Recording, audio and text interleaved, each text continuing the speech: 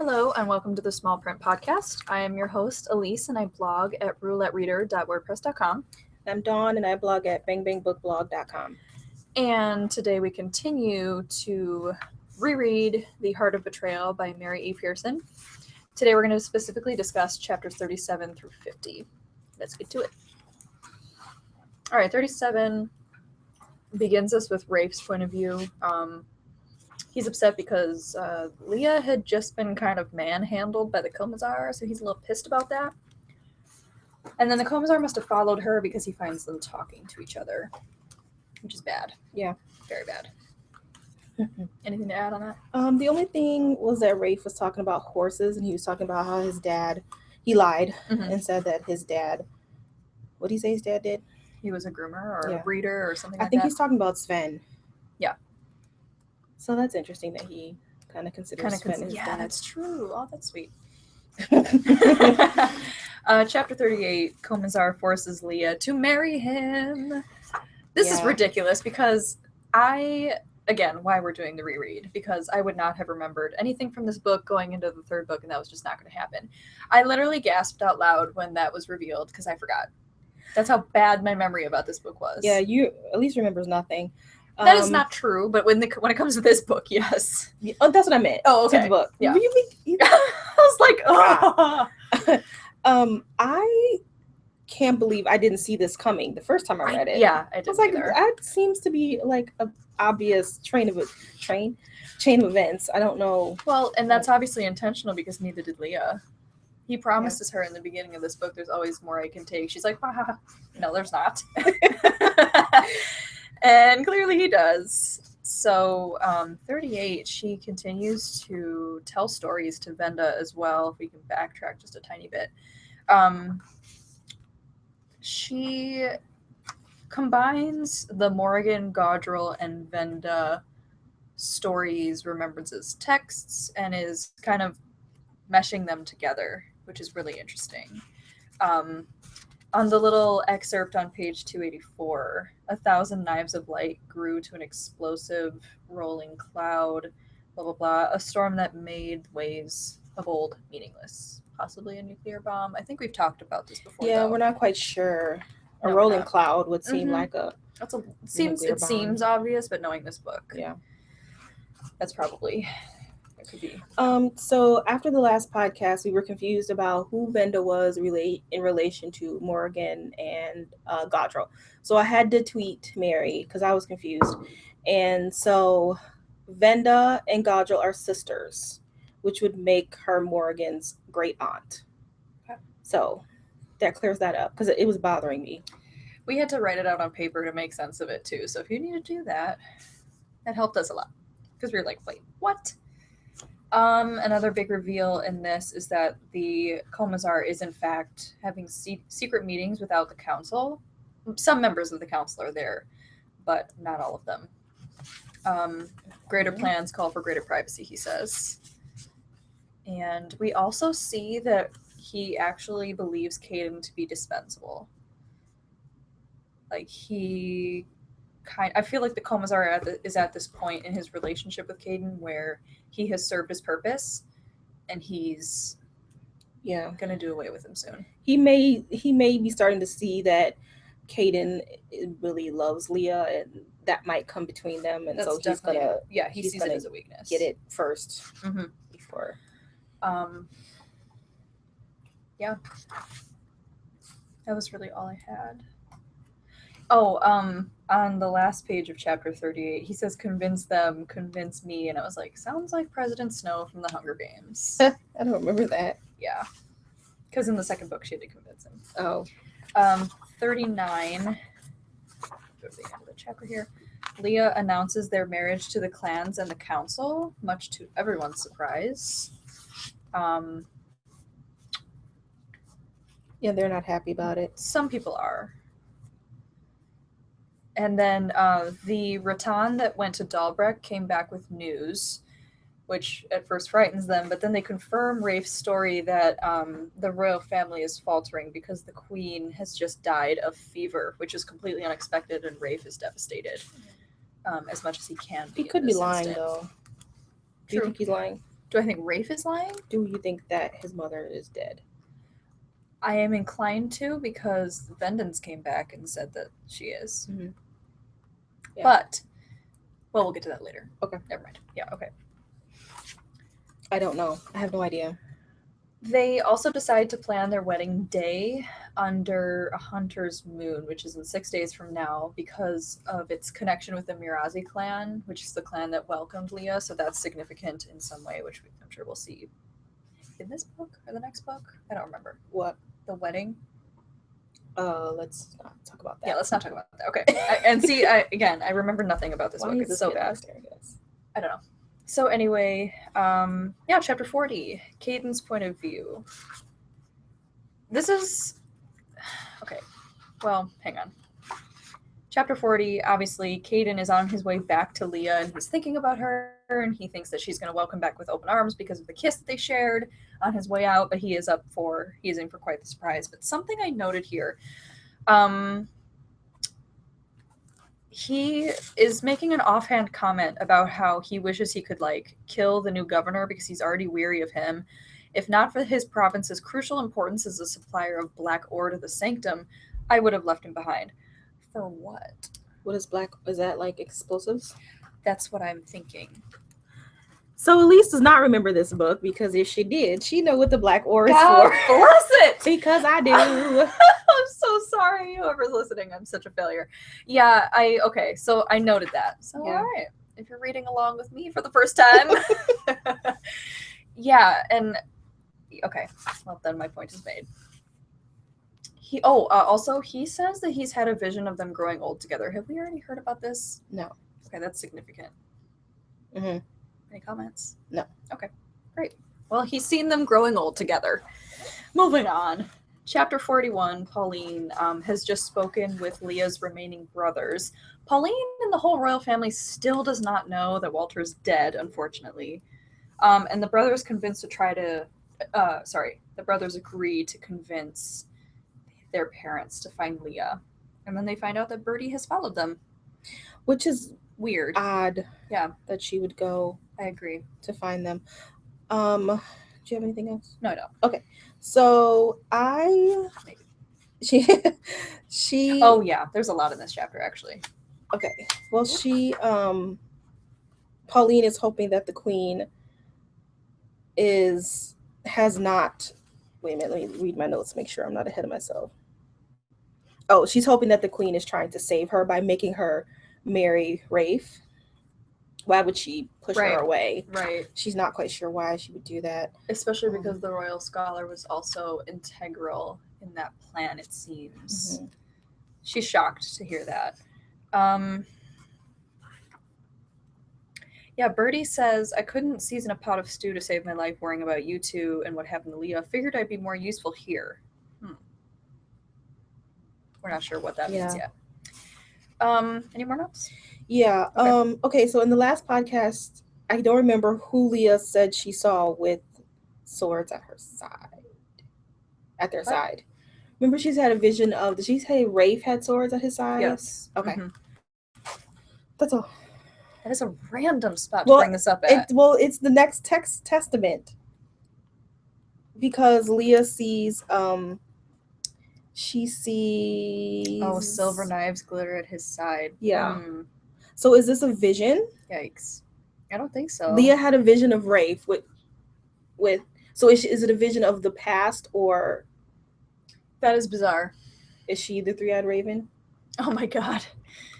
So let's not mix our Game of Thrones or the... That's true. I didn't even pick up on that. The past. I don't know. I hope not. Oh my god. Then that would make Rafe the... Oh shoot. That would make Rafe the dragon. I've always suspected that there's something more going to come out about Rafe.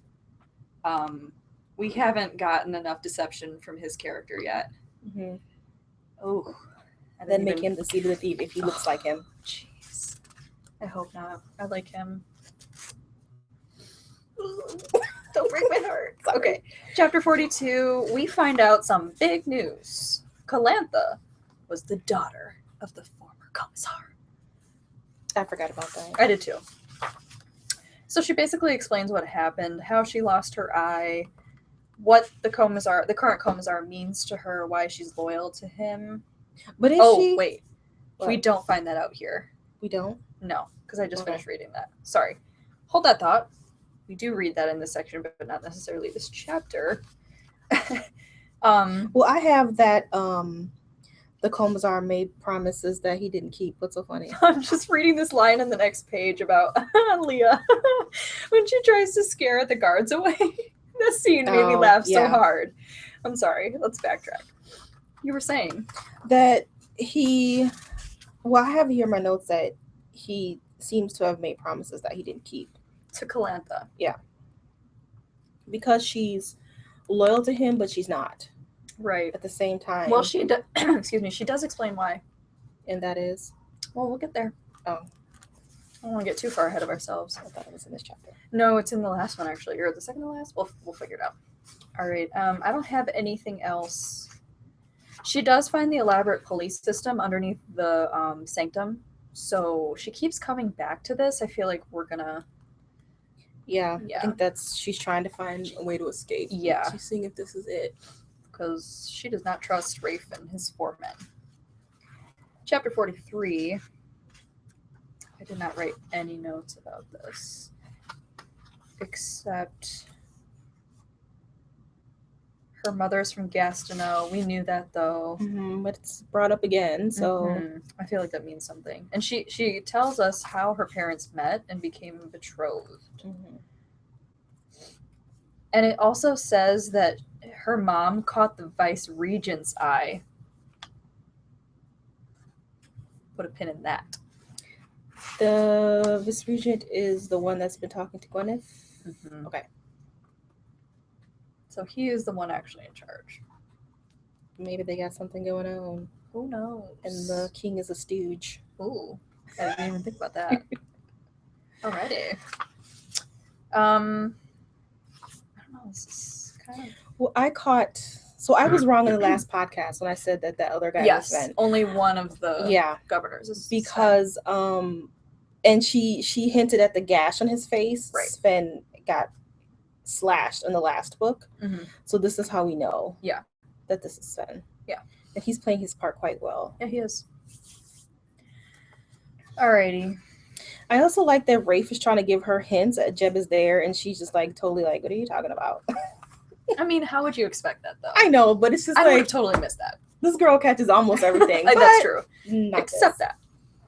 So, in chapter 44, Caden and the Commissar have it out because Caden now knows that he's marrying Leah, and he's very upset about it, obviously. They fight. Caden considers killing him, but he does not. And the Commissar tells him that the council approved it, which is a lie. Well, they're all lying to Caden. Of course, and I feel so bad. I feel bad for Caden. Yeah, he's getting a little bit of my pity. So, I made a note here, but I'm not understanding what I was saying. What part? Betrayal by one's own kind is a wound that never heals. So the Commissar says that to Caden, but that's exactly what he just did to Caden. And I don't think he is quite putting that together. Or he is, and he's trying to either force Caden out, or who knows. Either way, Caden's being used. He tells him that her hand was not forced. Oh, she tells him that her hand was not forced. They have a discussion about it. She refuses to talk about it any further with him. Any more notes on that one? All right, chapter 45. Rafe and Caden discuss the changes, and Rafe notes the bruise on Caden's jaw and that he has a bandage on his hand. So he's like, good dissension in the ranks. Bam. I don't have anything else here. I don't have anything. Okay. 46. I again made no notes on this one. Yeah, I didn't either. Leah's just contemplating that she has to stay alive for Rafe. But she's frustrated because she seems to have left one situation and gone into the exact same situation in a different place. So she says, An ugly flash of the Morgese court shot through me. A different setting, but years of the same orders. Wear that. Be quiet. Sign here. Go to your chamber. Hold your tongue. Yeah. And she's done. Yeah, she's starting to get a little weary. Mm-hmm. She's not as confident. Right. Starting to show. This marriage really threw a wrench in whatever her plans were. She does meet with Rafe, and he tells her that her men are there, but she needs to be ready because she won't know who they are. That's all I got on that one. And I think this Morgan Book of Holy Text, Volume 2, also confirms possibly a bomb. Is what I wish I could figure out how these, like, why she decided to put this exact one in between these two chapters. You know what I mean? Yeah, and this is volume 2. Like, I feel like there's a reason There why absolutely they're is, not in any but- order, and I don't get it. I know, it's frustrating because I want to know. Mary's probably listening to this podcast like, ha ha ha ha. Stupid It women. is pretty strategic where she puts them. Mhm. Sometimes I gotta don't be. pay attention to that. Yeah, sometimes I do and sometimes I don't. All right, chapter 47.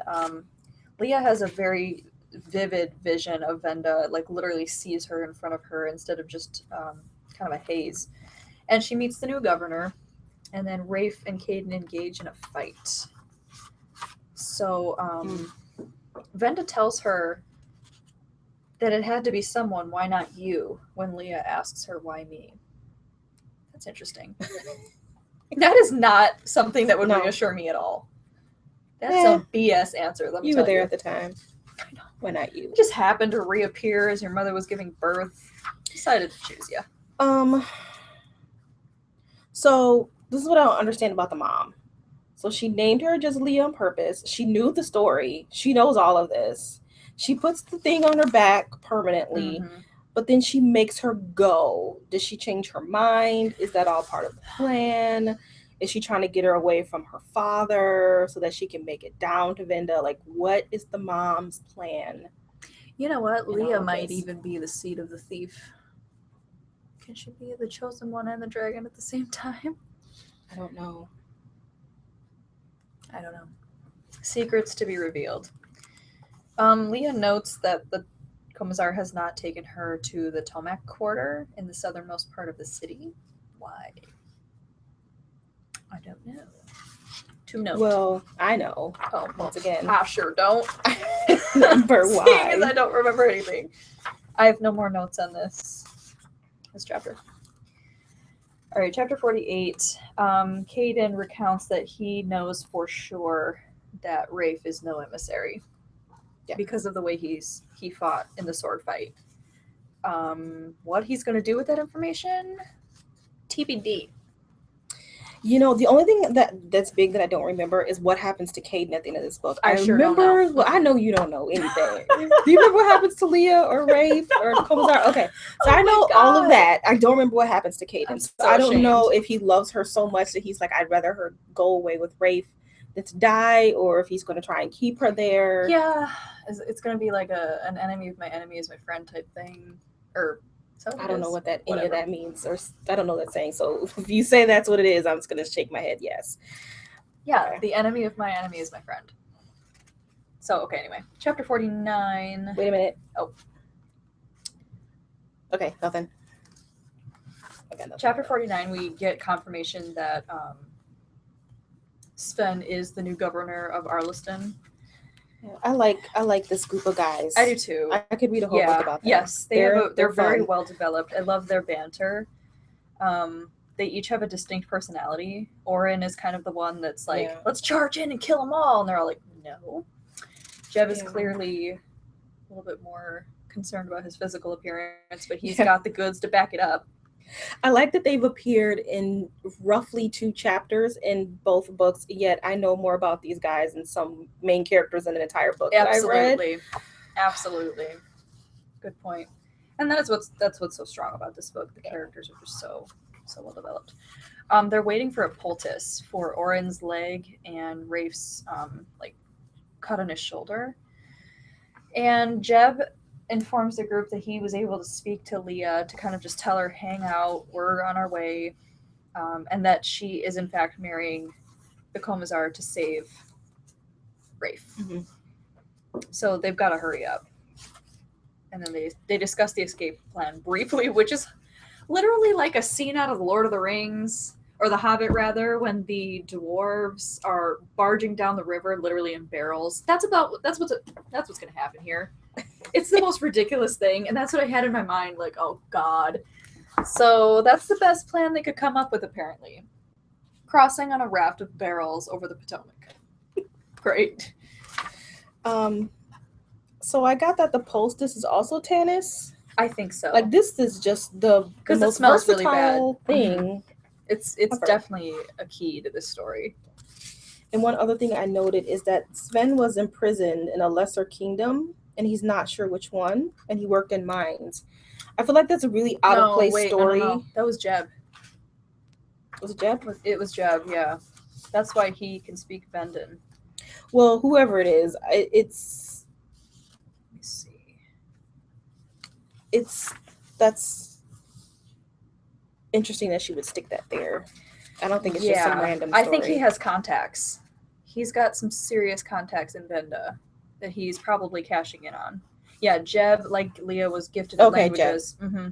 Yeah, so... Oh, yeah. Shoot, nope, you're right. But Sven had learned the hard way. You're right, I'm sorry. Okay, clearly I missed that.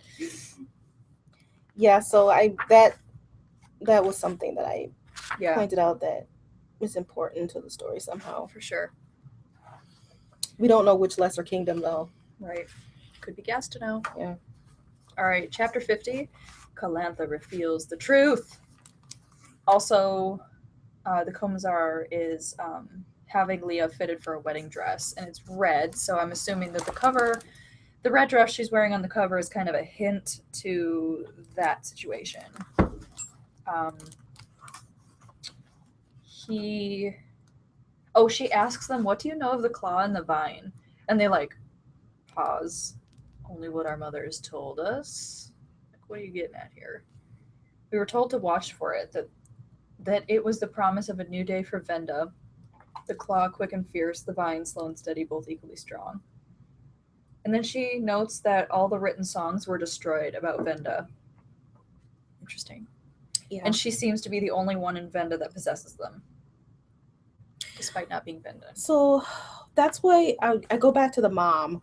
Like, she put all these things in place, mm-hmm. and then I wonder, well, I doubt this is it, but one could assume that she made her go to Dahlbreck because if nobody knows about it, then it just won't happen. So if nobody sees the Chosen One, then the Chosen One can't do anything. But then why go to the length of putting the claw and the vine on That's her what I'm back? saying. Did she change her mind at some point? It was like, okay, well, you just go to Dahlbreck and don't... Because the whole thing in the first chapter, the first part of the book was very intentional. She put her hand on it and made it stay. Right. And yeah, I don't know. Maybe there's some prophecy that says she makes it there somehow, and she's just making sure the prophecy comes true. So she put it on her back so she would make her way to Venda so they could see it and they know that the revolution has begun. I don't know.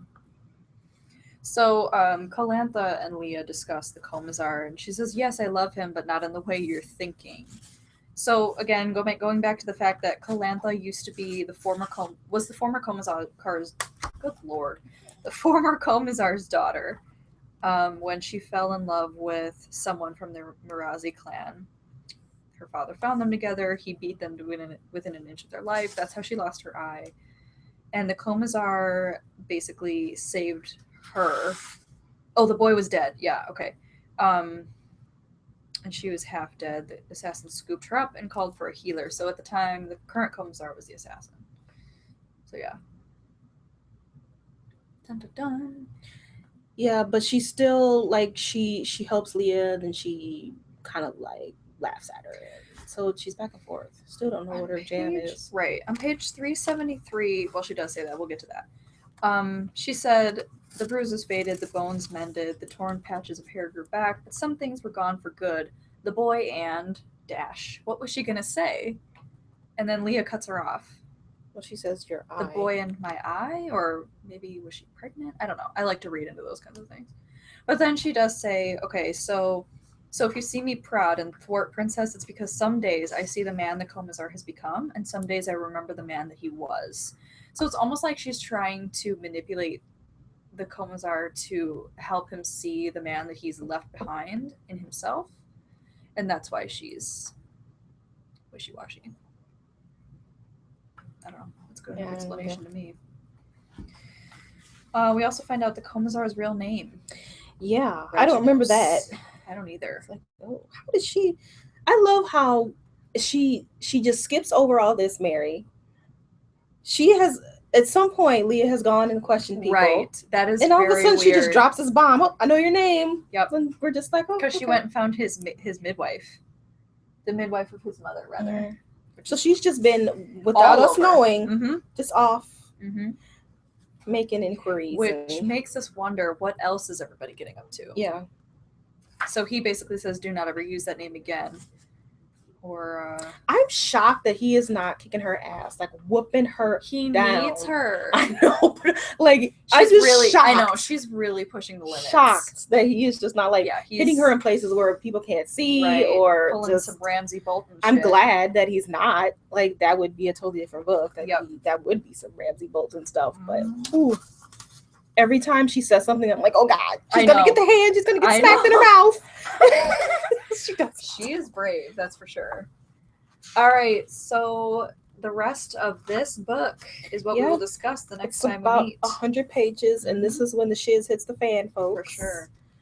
It like all happens. Yeah, really quickly. It's intense. It is intense. You're gonna be pacing the floor again. I'm gonna be like, oh God, I don't remember that. I cannot believe how little I remember from this book. It's very sad. Yeah. All right. Well, we will be finishing up next week. What's the date next week? Next Thursday. Right here. Yeah, that's right. July 27th, 28th. July 28th. July 28th, we will be finishing up the book. And the week after, book 3 comes out. And we're going to try and go see Mary on August 7th at Anderson's. I've met her. Elise has not. So, but I want to meet her again and get my next book signed. Yeah. So we're excited about that.